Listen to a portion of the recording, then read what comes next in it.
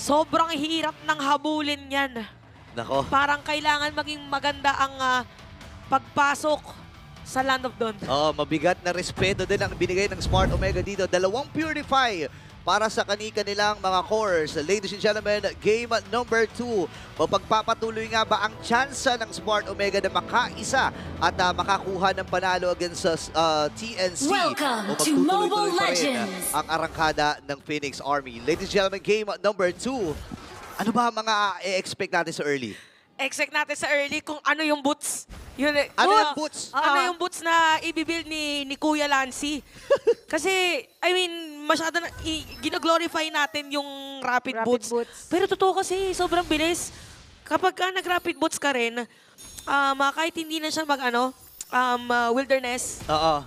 na emblem. Ayan, hindi na. So, nakaano siya dito. Lethal Ignition, Weapons Weapon Master, Master. tsaka Rupture. So, talagang burst damage ang gustong gawin dito ni Lancy. But to answer your question na rin talaga, early game, kailangan maging mabilis yung rotation. Slow and steady for Smart Omega. Paunahan ulit yung mga junglers. Mas expect natin dito yung mas puro na team fights for Smart Omega kasi sabihin mo natin din, nung game 1 ay one-sided talaga. Ang hirap ng sitwasyon nila. But for now, mas nagustuhan natin na nagdagdag sila ng additional crowd controls. Oo, tsaka ang ganda rin ng prioritization ng TNC dito kung papansinin natin na si Coil ay umikot na kagad doon sa XP lane na normally ay hindi natin super nakikita dahil priority talaga na ma-shutdown kagad yung mga gold laner. Feeling ko sobrang tiwala nila kay Benny Cutie na kaya niyang tibayan ng kanyang loob every time na papasok at pupunta doon ng Smart Omega. Oo, kasi yung mga bagyo, kalmado lang muna. Oh, Yan na. Oy, oy. bangungot at bagyo. Naglalaban at na-feature agad kung bakit mataas yung respeto dito para kay Benny Cutie. No, naiwasan kagad yung plano dito ng Smart Omega ngayon. Ilang segundo ay magsisimula na rin ang unang pagong na labanan dito sa Land of Dawn. Pero si Andorio, mabilis lang eh. Easy lang sa kanyang umagaw ng mga resources eh. Oh, feeling ko yun yung mangyayari talaga. Probably hindi talaga sila mag-contest sa mga bigger objectives. Focus sila sa may bottom lane. Para dito, si Benny Cutie hindi pa rin mapapatay. Lancy. Meanwhile, Lancy ay sakto ang first blood here for TNC Pro Team. Ayan na yung sinasabi natin na kakaibang agimat ang meron kay Benny Cutie. Oo, iba talaga. Tapos ang ganda nun kasi sakto din eh. Pag namatay mo kasi yung turtle, meron kang river flows in you. Dun sa yung mabilis. Yung Parang mabilis, kanta. Kanta ba yun? Oh, kanta ba yun? Hindi ko alam. Pero river, yung sa river, yung pag sa tama, river. tama, Yung movement. Ayan na Oo, lang, yung movement. speed. So talagang nakaabot at naabutan itong si Andorio. Medyo mahirap lang to kay Andorio kasi early game na shutdown at napatay kagad ng isang Hanzo. Eh gusto mo dito, nakaka-snowball ka eh. Oh, gusto mo ubusin yung resources. So, kailangan maging maingat. Pero alam kasi din siguro ni Benny Cutie na siya talagang iikutan. Ayan ang mga malalang pang sa zone. Tapos naka-steady lang, hindi nakuha yung isang minion for... okay, nakita natin yung binild na boots for Lancy is the Arcane Boots. So, it's all about burst damage. Yung wings by wings dito ang gagamitin para pumunta sa other lanes kasi hindi nga wilderness, blessing.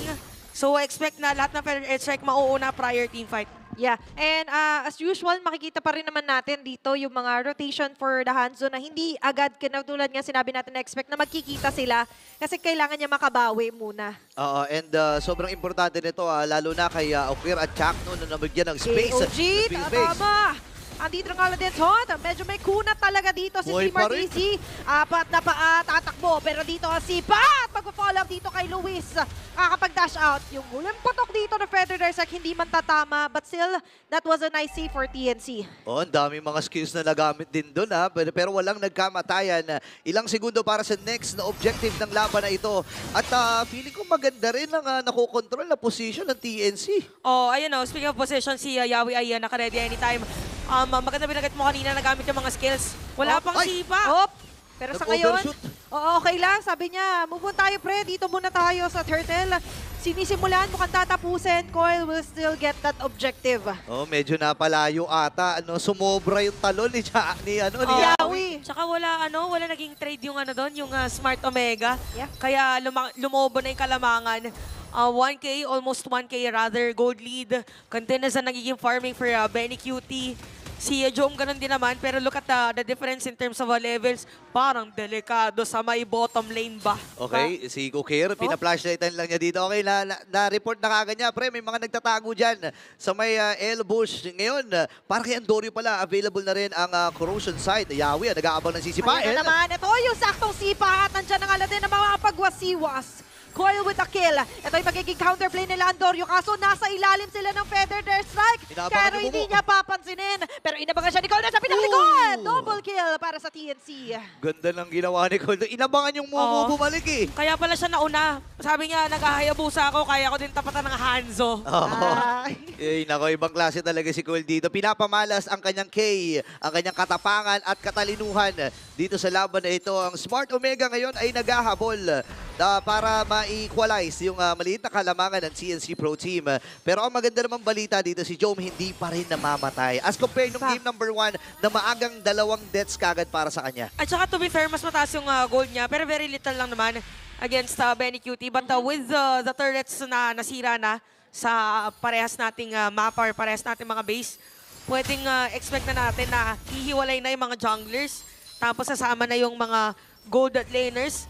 Maiinit sila sa bottom lane na Oo nga talagang parang pwedeng tutukan anytime. Oo, and ngayon ay kapansin-pansin din, no? Lalo na sa current meta natin, no? Na kapag nag-5 minuto, naglalaan talaga ng lane para sa mga jungle is either top or bottom kung saan man itatalaga ng magkabilang koponan.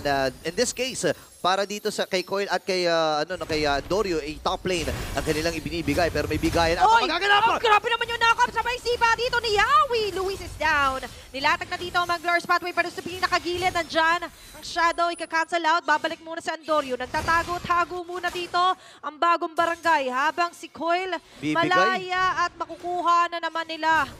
Pangatlong pagong na to, Burrito, pero mukhang para sa kanila pa rin naman talaga. Lancy dito mapupuruan. May flicker pa rin naman para makatakas. Jom, nice try though, pero hindi magre-result onto a kill. Okay, pinakil ninja. Nagamit kagad dito ng Andorio, pero hindi na sila go-go. Si Yawi yung nag-aabang ng sisipain. Grabe yung knock-up, no? Iba talaga yung Yahweh of the Dragon eh. Oo, para siyang nagdi-deliver nung order. Pa-order nga po ng... Hindi giniling. Hindi giniling, Hindi hindi giniling. giniling. Sasabihin na lang. Eto guys, sinabi na natin yung chop suey build. Let's focus on the itemization for 3 Martizi, Elegant Gem, Dreadnought Armor, tas dumiretso ng Silence Robe. So covered lahat. Magic defense, physical defense. Tapos kapag ka nagle-level pa na nagle-level, kahit hindi na siya umuwi, tas meron pang revitalize. So kaya nagiging continuous para yun sa TNC! At continuous din yung harassment dito kay Yawi. Mapapatay siya dito ni Landorio. May follow up si Chuck Nudo ng AOG kaso wala siya masyado tatamaan. Pero siya ang tatamaan dito ng mga washing-washing nila, Coil. At yung mga bala ay kakainin niya na nga lang din. 1-4-2 ang magiging palitan natin doon. Oo, ang ganda na naging targeting system dito ng Smart Omega, no? At talagang lumamang doon sa naging team fight ang Smart Omega. Andorio hindi na siya nahuli. Natuto na siya dun sa mga kaganapan kanina na binibigay niya yung, kumbaga binibigay niya yung posisyon na kung nasaan siya. Ayun, no, nandiyan na sa ilalim ng base eh. Ayun o, nahuli na si Yawi. Okay. Kaya pala dun si Chuck, no, kasi nakita niya na baka pumasok or Humabol pa. magka-burst damage from Lancy. Kasi baka mamaya iba isipin, bakit ang layo ni Chuck, no? So na-zone niya, napigilan niya yung Farsa because of that, pero hindi din naman pumayag dito yung TNC na masiraan sila ng other objective. Pwede makasira sa top lane. Di na yung Smart Omega. Grabe na naman. Kumumit sila dito and with a veteran airstrike, nandyan ang damage. Andun yung burst. Yawi. Habang si Jom naman sumasayaw, medyo mapipigilan. 3 Martizi for the zone. Andorio sa 3, pumapalag, pero babalik siya doon sa katawan niya. Kaso meron na nagaba, meron na rin mga pagwasiwas. And Sakit the na ni bullet Benny. will deliver that damage. Okay, nag-activate na Chris Ambico, pero hindi magiging sapat yung kanyang sustain. Benny Cutie with the double kill. Isang mabilisan lang, nagwala na kagad ang bagyo. Ngayon, si Andorio naghahanap naman ng target si Yawi at mag-iipon. Pero Malakson! At grabe naman yung Curse of Crow, saka yung energy impact. Kaya naman, that will save the day at hindi makakakuha ng kill si Andorio. Grabe, biglang lobo yung kalamangan ng TNC. Ano ba nangyari doon, Chance? Masakit na si Benny Cutie. 4 kills, for sure may Sky Piercer. 40 na stock. Oh, wait lang. Nag-click out si Lancy. Okay, yung Lord makukuha ni Coil. Andorio makukuha naman si Lancy. But still, masasabi natin lamang pa rin ba dito ang TNC? Oh, lamang pa rin yung TNC dito because of the Lord. Although masisira na probably yung middle lane natin. Ay! Pilit na madepensa na yung may setup play. Okay, mainit ang dugo kay Yawi. Makakaligtas pa rin siya. At members of Bagong Barangay Omega ay back away na lang din muna. Grabe ng depensaan pa rin yung mid. Oo. Kasi akala ko ibibigay na ng TNC. Oo. No, ang ganda rin kasi ng ginawa ni Coil doon. Pin-priority niya na banatan yung mga minions doon. Pero si Trim Artis yung binabanatan. Ngayon, ikakalma. Ayon sa ating Infinix in-game equipments, ano na ba ang mga kailangan natin tingnan sa Smart Omega para tapatan yung overload ding damage mula sa TNC? May item naman na dito yung Hanzo. Siguro isang item pa para dito kay Luis. Kasi so far, hindi kaya ni Chakno lahat. Sa Lohen, Silence Robe pa lang at saka Antikiras kasi yung nabuild niya dito para sa kanya edit. Kaya konting poke lang, masakit na agad. Oo, nararamdaman ka agad. Ito na yung Lord na dumadamba. Grabe. No, actually, yung mga basic Lords natin, para sa mga di nakakalam, ay dumadamba Lahat. na lahat. So ngayon, ayon dito sa ating damage dealt, Lancy ang nangingibaba with 37k. Hindi naman kataka-taka kasi yung mga Feathers like yung pokes pa lang, liyamado na kaagad dito ang TNC. Oh, first item niya nga, di ba, glowing one, tapos dumiretso agad siya ng Blood Wings. Oo. Para just in case nalapitan siya ni Andorio, ma-activate naman yung shield generation nung item. So regardless, pwede pa nga siya mag Winter Crown. Oo. Para sobrang safe na nila. Kasi si Benny Cutie, hindi na malalapitan to eh. 402, habang hahabulin siya ng Mumu, pwede lang niyang i-poke. So medyo mahirap ang sitwasyon ngayon for Omega, lalo na sa pag-setup. Not unless meron kang AOG na pang balagbag. Oo, tsaka base kasi dito din sa stocks, 450 na, tapos may 40 na 40. stocks ng kanyang Sky Piercer. Kaya pala sobrang hapdi na rin ng bagyo sa pagkakataon nito. Ngayon, kung titingnan natin, papunta na rin siya sa kanyang Blade of Despair na ang goal lamang niya dito ay mag-deal ng mas mataas na physical damage. Oo nga, Blade of Despair na yung next niya i-build. Para dito kay Okir pala, ang item pa lang niya, Sky Piercer, tsaka Glowing Wand. So medyo kulang pa dito yung item talaga, not unless magkaroon ng space for Jome. Nakakay Jome ang susi ngayon. Oo, si Jome. For Omega. Medyo matagal pa yung Omega timers na sinasabi natin. Crucial yung next na magiging team fight. Kailangan ma-activate yung mga kunat para sa Smart Omega. Oo, kung dito sa TNC, si Coil ang may K eh. Dito sa Omega, si Jome naman ang key. No? Ay. Alam ko, corny. Sige, tuloy Okay natin. lang. Sakto naman din talaga. Tama. Siyempre, kailangan mo ng susi para masimulan ma-start, kumbaga. Isa Tama. siyang malaking key. Oo, Kasi tama. siya si Big J. Oo nga. Yan. Oy, wait lang. Nagsisimula na ata din sa Lord. Okay. At ang goal ng Smart Omega, burst to Naglatag agad ang glorious pathway dito si Team Nakita RTC. nila. Kasabay na nga lang din ang pagdakap dito at pagsipa ni Yawi kay Antonio Pinalayo. At sa may pinakagilid naman ay meron pa rin pagwasiwas at si Chaco. Hindi na nga lang din makakaligtas pa. Benecute with a double kill.